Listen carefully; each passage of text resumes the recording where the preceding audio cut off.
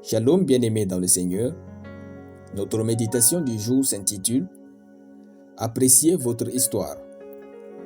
Nous tirons notre texte dans 1 Roi chapitre 14, le verset 8, qui nous dit ceci. « J'ai arraché le royaume de la maison de David et je te l'ai donné. Et tu n'as pas été comme mon serviteur David, qui a observé mes commandements et qui a marché après moi de tout son cœur, ne faisant que ce qui est droit à mes yeux. » Alléluia.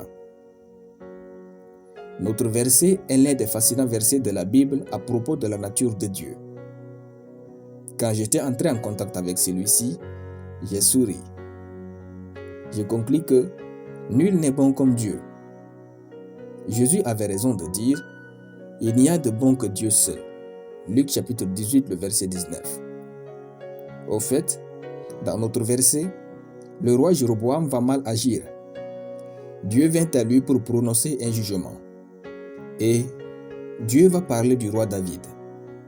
Dieu lui dit dans le verset, « Tu n'as pas été comme mon serviteur David, qui a observé mes commandements et qui a marché après moi de tout son cœur, ne faisant que ce qui est droit à mes yeux. » Relisons encore le verset.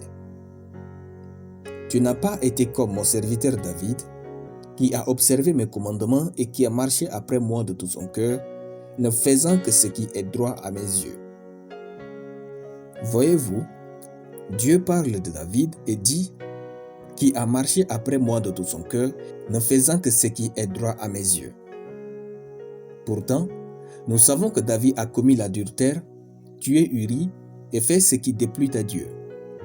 Mais pourquoi parle-t-il ainsi de David?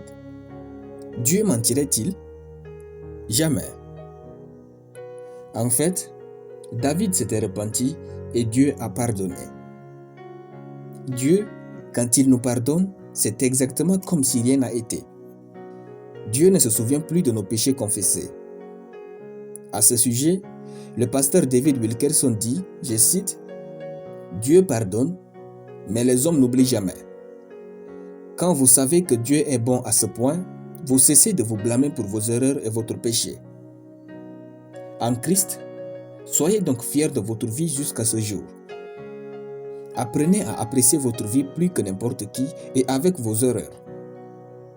Nous ne disons pas que vous avez eu raison de les commettre et que vous méritiez une médaille. Soyez simplement fiers de vous et aimez toute votre histoire.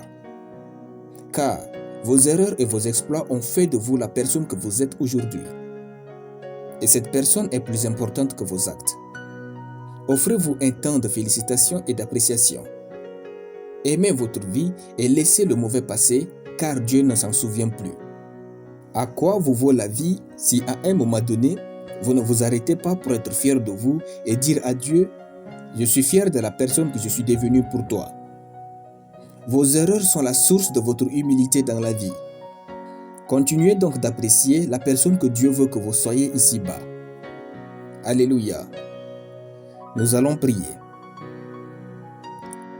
Mon Père, je te rends grâce de ce que même dans mes erreurs et faiblesses, tu m'utilises si bien pour ton œuvre. J'ai la force et le courage d'apprécier mon meilleur passé et de corriger le mauvais, afin d'atteindre l'excellence au nom de Jésus-Christ. Amen. La lecture biblique en une année, Josué chapitre 20 à Josué chapitre 24. Soyez bénis, c'était le pain du ciel.